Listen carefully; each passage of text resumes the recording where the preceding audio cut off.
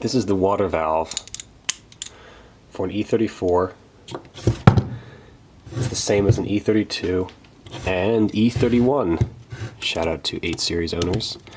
And what we're going to do today is replace the seals and gaskets. Mine has been experiencing some issues. When I put the air conditioning on, I get heat from one side, but not the other side. When I put the heat on, I get undramatic results on the passenger side and very hot results on the driver's side. My suspicion is that the gaskets are not good in this valve anymore. Now these valves, there's 2 of them, because there's one for the left side and one for the right side of the vehicle. Because it's a very luxurious vehicle and has dual climate zone. But of course luxury vehicles mean luxury vehicle problems. Now you could buy this entire assembly as is from BMW for many hundreds of dollars, or you can buy a kit on Fleabay for many dollars. Now to take this apart, you're going to need a T10 driver, T10 Torx driver, and keep a note that not all the size of the bolts are the same. The ones on the middle right here are going to be shorter. Now the reason that's important is because if you put a long bolt into a short bolt area, you're probably going to crack through some plastic or hit something vital or do all sorts of shenanigans.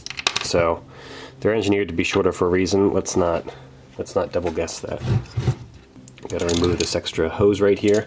Now this piece right here, this is an actual water pump. So this is an auxiliary water pump. And the reason this exists is to circulate coolant through the engine when the engine's not running. The reason you might want to do that would be, well, for passenger comfort, for one thing. You could be stopped at a railroad track or just stopped waiting for someone to run in to grab a beverage, and you don't want to run the car in the winter. Well, you got heat stored in that engine, that latent heat, and this pump will circulate through and make coolant go into your heater core. Sometimes it'll also be used to circulate coolant after you turn off the engine if it's particularly hot outside. The auxiliary fan will stay on no matter if the ignition is on, if it's sufficiently hot enough. To get a hose off like this, you can pull and pull and pull until it comes loose and you smack yourself in the nose, or you can take a pliers, twist a little bit left and right until it clicks to break that crusty situation loose, and then it'll be easier to remove.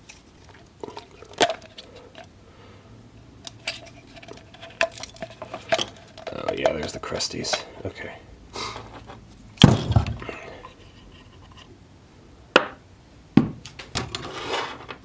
So typically, the pumps don't have anything that go wrong with them. They have a small O-ring seal right about here, but those usually don't leak. The problem comes from inside. Now these are 2 solenoids. A solenoid will push down or pull up depending on if electricity is applied or not. So what we need to do here is separate out the plastic from the metal. So I'm going to run this razor blade around here, try to loosen it up a little bit. Don't fling the razor blade at yourself. Of course I'm wearing eye protection. You could take the auxiliary water pump off to make more space and make it easier for yourself, but I tend to not worry about making things easy.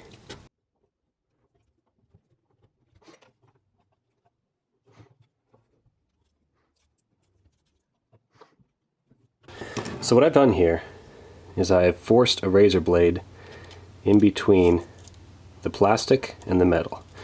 Now if you try to separate it from here, between the 2 metal pieces, you might break off the wiring inside here. So don't do that necessarily. You want to try to break this seal of age right here. So putting the razor blade in between there, working it around, and prying it up, and then you'll get into this.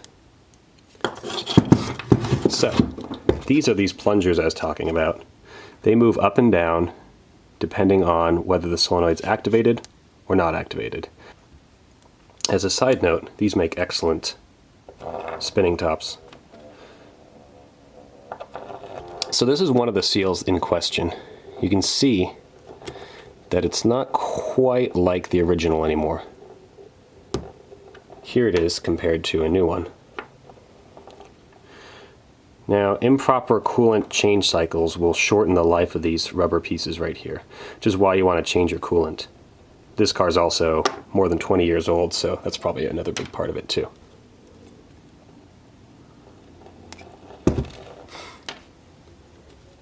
So you can see right here why we wouldn't want to pull the assembly apart too much more. These wires right here would get snagged and then eventually pulled off, and then you got to shell out that couple $100 I was talking about. So what you need to do though is separate out this plate. We need to get back there and get behind there. There's another piece of rubber we need to replace. So what I'm going to suggest, I don't know what I'm going to suggest yet. We got to try this out together.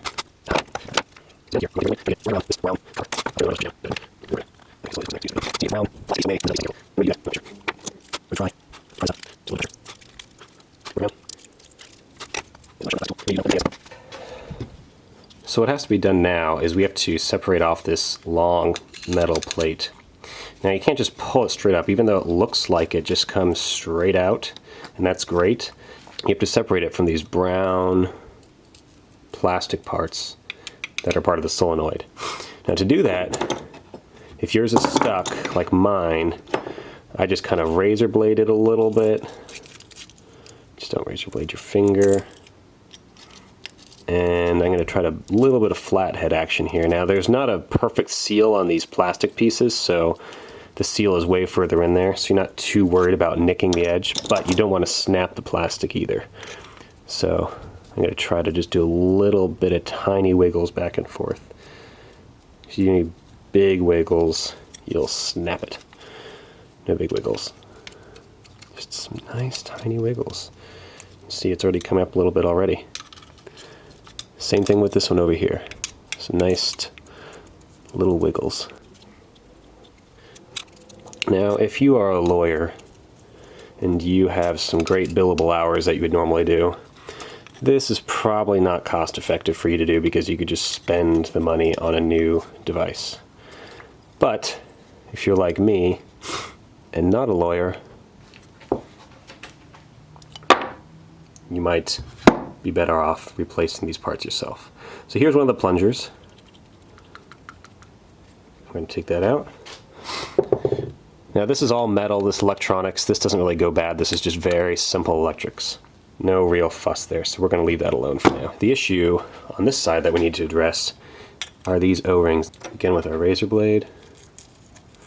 Try to peel it up a little bit. This one's not even there anymore. Must be over here. So this one's stuck behind. You gotta be careful for that. If you double O-ring, it's not gonna end well.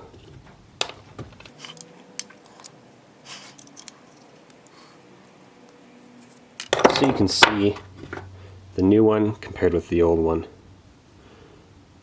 Sorry for my hands, they're dirty, but what do you expect? Now the new one's brown. Don't let that scare you. Everything's okay. I don't want any grit to get in the way of this seal, so we're going to tidy this up a little bit. Same thing on the back side right here. Just a little wipe down.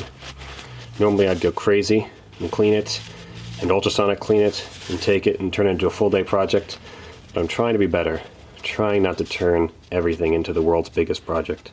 Let's apply our new O-rings. Now I hope you were watching to see which direction it installed, because I wasn't. But I would suspect that these cutouts right here line up pretty nicely with the electrical right there. We can test that by turning it around and see if it makes sense. It doesn't make sense. See how that can't close? So we had it right. Some people say don't second guess yourself, but on installations that could be very frustrating if you do wrong. You can second guess yourself. That's okay. Let's put this one aside. And let's attack this guy right here. The seal we just replaced will make sure the plunger doesn't leak liquid. Now the seal we want to replace next is the one that comes in contact with the base of this, that does this right here. Those are going to be down in here. Now there's these brown tubes that come out right here. Sometimes if they're stuck, you got to kind of wiggle them out. And down inside there, if you grab your handy dandy little pick tool, you will see there is an old 1990s gasket.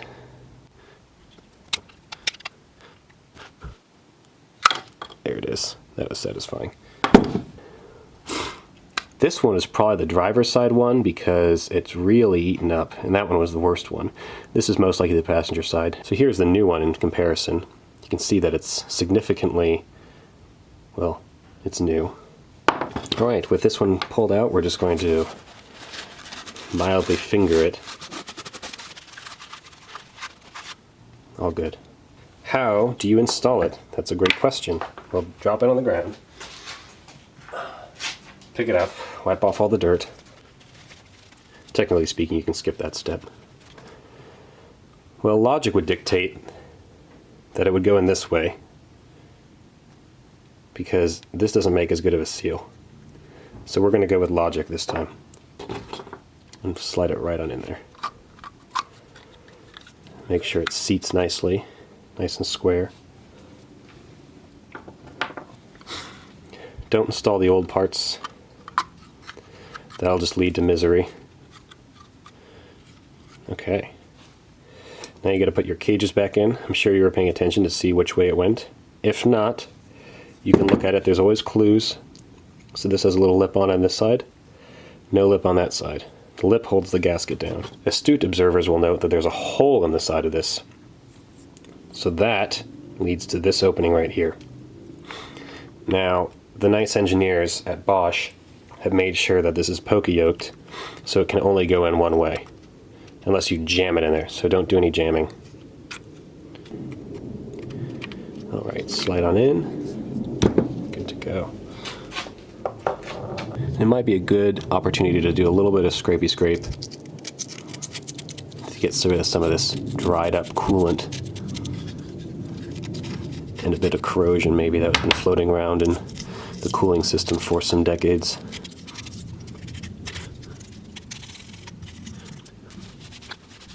Again, if you were crazy, you could whip out the Dremel, spend your whole life doing this. I'm trying to be less crazy. You might have seen that this O-ring came with it, which I suspect goes here on this pump, but we're not going to deal with that tangent right now. As enticing as it is. We have one more seal left to do. Now, the seals that came out of there were pretty destroyed, so again, we're going to have to do some logic to figure out which way this went in. I'm going to put my plungers back in here after a mild wiping. So these go in here and in here. No, they don't go in there. Don't be crazy. So we want to make sure we put this black seal in here first. So it could go this way,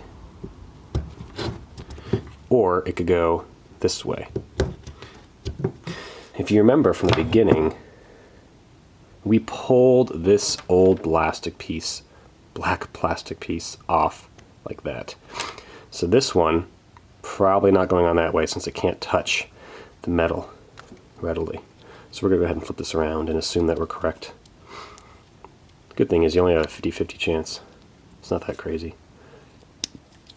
With those two final seals in place, we can pop our spinning tops right back on in and do a last check for debris. I like to scrape out this little surface right here, which is where the gasket's going to touch. There's a lot of rubber. It would probably seal it anyway, but it lets me sleep at night.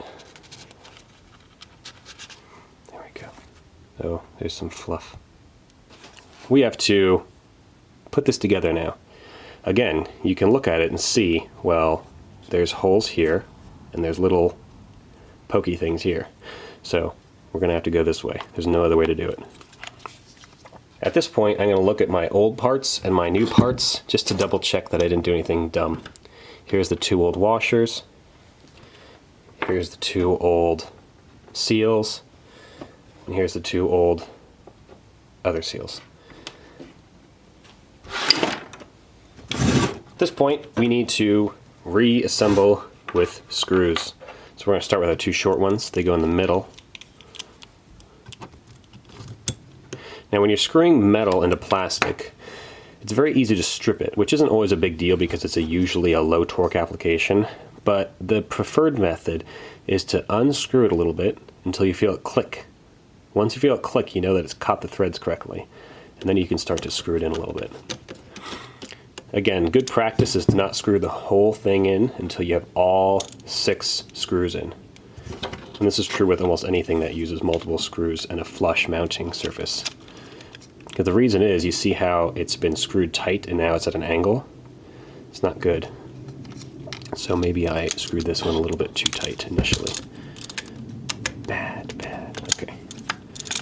You also want to make sure the holes align. Again, on this application, it's very unlikely that you would ever need that, but it's good practice.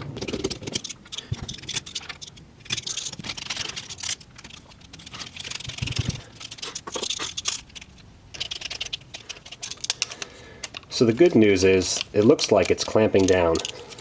Now, if you notice that it was really having a big gap between the 2 plates and it wasn't clamping down, you may have put in some gaskets the wrong direction. So anytime that something mechanical is fighting you, it's probably for a good reason. So we don't need it to be crazy tight. The gaskets have already made their seal. We just need it to be a little snug. Well, there you are. That is the water valve, fully rebuilt. And I think this kit was less than $20. However, there's one more thing we could tinker with. We're going to open up this water pump right here. I haven't done this before, but let's just see. It's so enticing. Just 4 easily accessible screws.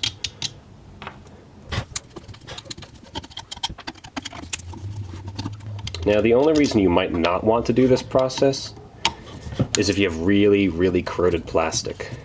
And you can check if plastic is corroded pretty easily by taking a scratching tool and trying to scrape a little bit on the inside. Now, if it crumbles and goes into like rubbery situations, that's not good. You don't want that. You probably have to replace your entire piece. So this is cool. This is a sealed unit, which means that there's no moisture in this part right here. This is a pump that just spins, and then it's magnetically spinning the actual impeller on the other side. That's pretty neat. Okay, so here is the seal. I don't know if this is the seal that they included. No, this seal's way too big. So maybe your kit will include the right seal for this one. This one on mine is pretty soft. It's orange, which is cool. I like orange seals. So we're just gonna wipe it off with our dirty rag. Hopefully not introduce any contaminants into it. Let's get that seal mating surface cleaned out.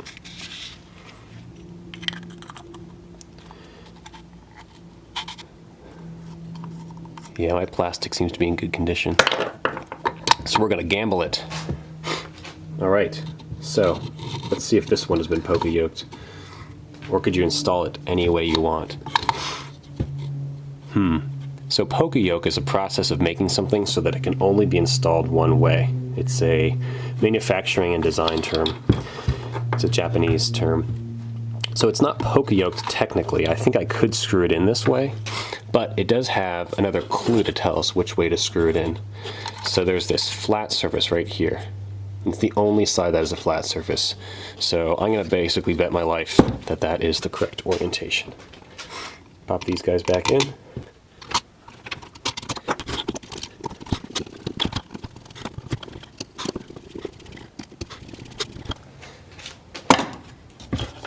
That's it. It's done. How many minutes was that? I think it was 30 real minutes. Anyway, good luck. You've got this. I believe in you.